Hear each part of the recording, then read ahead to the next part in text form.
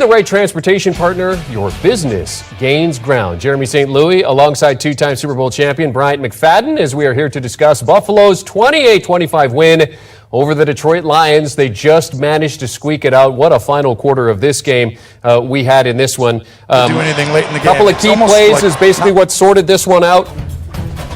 Buffalo with the game tied, 23 seconds left. Needed a big play, B-Mac, and they got one from their big playmaker. No question, Josh Allen, looking for his top wide receiver, Stephon Diggs, lined up at the number 2 wide receiver right here across the middle. Great execution. This was what really jump-started this drive to be able to come up with that huge game-winning field goal. Big play from Josh Allen, big catch from Stephon Diggs. Yeah, 36-yard gain from Diggs there that puts them into field goal range. And then Allen moved them a bit closer to set up a 45-yard field goal attempt for Tyler Bass. He'd, of course, missed earlier, but he hits this one. Big-time redemption for Mr. Bass. Like you said, he missed one that would have put them up 4 points, but he came down in the clutch. Huge for Buffalo. Yeah, and he had missed an extra point, which would have meant they wouldn't have had to actually. Detroit would have had to score versus getting the field goal to tie it up. As it stands, Josh Allen does what good teams do, what good players do. Moves his team down the field, puts them in a position to win, and that's exactly what Tyler Bass makes sure that they do. 28-25 is the final for Buffalo as they improve to 8-3. The winning streak is over for the Detroit Lions. They fall to 4-7. For Buffalo, at least temporarily, first place in the AFC East until Miami plays this weekend. They, of course, are hosting the Houston Texans. Also joining us, Scott Pioli is here with us. Scott, I guess I'll come to you first. What a crazy finish to this game, but Buffalo manages to get the job done. Yeah, the Buffalo Bills really made it happen when they had to make it happen. It was interesting. If you're the Detroit Lions, what they needed to do is make sure that they contained Josh Allen. They did that for much of the first half, did a terrific job of it, but ultimately it was one of those things that led to their demise.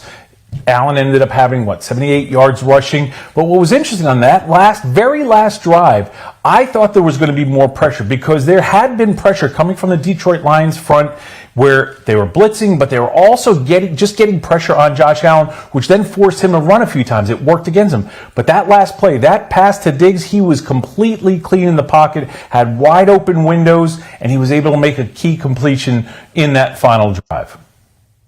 And you talk about that play to Diggs, Scott, that was the first down play. So they instantly gained momentum by being able to come up with a huge completion to Stephon Diggs. If you're the Detroit Lions, in that situation where you have a little over 20 seconds left to go on the clock, granted the Buffalo Bills, they have timeouts at their disposal. You want to win first down. You want to find a way to win first down, and that can easily put you in a better situation knowing that you have the clock on your side to be able to force this game into overtime. But that was a huge, big opportunity for the Buffalo Bills. And like I stated earlier, that jump started this initial drive that led to a big-time game-winning field goal from Mr. Bass. And we were in the studio here when Detroit tied it up. We thought that this game was going to overtime. Scott, your wife, God love her, she's holding the turkey for you, and there was a audible groan, you said, when they tied it up, because we thought we were going overtime. But then, B-Mac, you said it perfectly. You said, wait a minute, there's still 23 seconds left, and the Buffalo Bills are still the Buffalo Bills. The Detroit Lions are still the Detroit Lions. And Buffalo had timeout. And that's one thing I know about the National Football League. Heck, this is what I know about football in general. Good teams find a way to win ball games. Bad teams find a way to lose. And that's what we saw today. Even though the Detroit Lions, they might be the best 4-7 team I've seen in quite some time, but they still find ways to lose, Scott. Yeah, absolutely. And B-Mac, you brought up a really good point. They had all of their timeouts, the Lions did, but we saw earlier in the game, the Lions were not doing a real great job of managing the clock and managing time. We talk about the fact that they may be the best team with that kind of record. Here's one of the traps that the Lions have to be very careful not to fall into. There's so much positive reinforcement. Because they've been so historically bad, we talk about them being a team that's competing, a team that's coming close, their strength of schedule based on the teams that they've played already. That's beautiful. That's wonderful. But that really doesn't matter. What matters is winning and losing games. They are making progress. Their team should be encouraged. Their fan base should be encouraged. Their ownership should be encouraged, but they have to understand they're going to have to find ways to win games. You can't get caught in that trap of moral victories, because moral victories are not a thing in the National Football League. Dan Campbell, we know how passionate he is. This is killing him right now. But it's good to see that they are making progress. They can't fall into this general malaise that can come sometimes. Oh, we were close. They've got to find a way to win some of these games. Based on what you've seen from Campbell, BMAC, as a former player, I mean, we've seen Campbell talk about, we've seen the Hard Knocks, we saw him on Hard Knocks and whatnot, but do you think that despite the fact that this is one of those really, really tough losses, that he is the perfect man to be in that position for this team as it continues to try to push forward? No question, because if you look at the tough losses they've endured this season, I mean, go back to last year as well.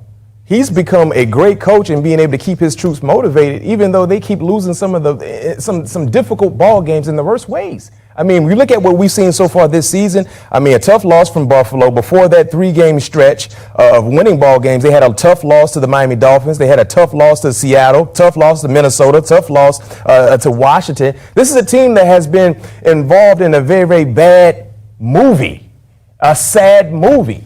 And unfortunately, they end up on the wrong end of the stick. In that movie where someone is chasing them in the woods and they slip and fall, and we know how that ends. But I like the fight from the Detroit Lions, Scott, because one thing I can tell you about the Detroit Lions, even though they might not be the most talented team week in and week out, when they step on the football field, they're going to fight. And they're the type of sparring partner, if you're not careful, they'll hit you across that eye, and they might put you down on the canvas. They're fighting and they're making progress. Jeremy, I want to help answer this question too. I think Dan Campbell is the right guy for this job right now because, again, we're seeing them improve. Here's the thing about Dan Campbell. He is very unassumingly intelligent. People get caught up on this whole physicality and his toughness. People can be tough and smart. Mm-hmm. They are not mutually exclusive. Dan Campbell is tough and he's smart. The other thing he is that is very unique, I think, in this league as things go, he is authentic. What he is absolutely what he is. There are no false pretenses. His team, players can sniff that stuff a mile away. BMAC, you know this. Yep. Players can sniff whether the guy is real or not real. Dan Campbell is real, and the other thing he is he's consistent. And being around a lot of players, a lot of coaches, the best coaches that I've been around, they are consistent. Players know what to expect. And when players know what to expect, they can therefore focus on their craft and do what they have to do in terms of what their job is. A tough loss for the Detroit Lions, who came into this game as 9.5-point underdogs, end up losing by 3 on a last-second field goal. So there's a lot of positivity, a lot of positive things you can take from this for the Detroit Lions. But, Scott, for the Buffalo Bills, is this potentially a division-saving win for them? Well, I don't know if this win saves the division because they're getting ready to play a bunch of division games right now. It keeps them in the mix. It keeps them in the hunt a little bit near the front of the pack. But here are some of my concerns with the Buffalo Bills right now. They are banged up on defense. They have a number of injuries. We saw Von Miller go down today. We know that Josh Allen is not 100%. We're getting into the end of November and the beginning of December, and this is where things are going to start to separate a little bit. One of the things I was looking at before this game was, and it actually happened during the game, I was watching the number of missed tackles that the Buffalo Bills had, which has been a bit of a thing this year. That second touchdown run by the Detroit Lions, the number of missed tackles on that play, and you go back and look at the 4 previous games prior to today, the 4 teams that they played, the Green Bay Packers, the Cleveland Browns, the Jets, and the Vikings, they were 2-2 in those games, but teams were averaging 5.8 yards per carry. And when you get into this time of the year, if you are going to be a championship football team, you cannot play defense like this against the running game, especially when you're getting ready to go against some teams that are going to run the ball. For me, this was a huge win in direction to try to win their division.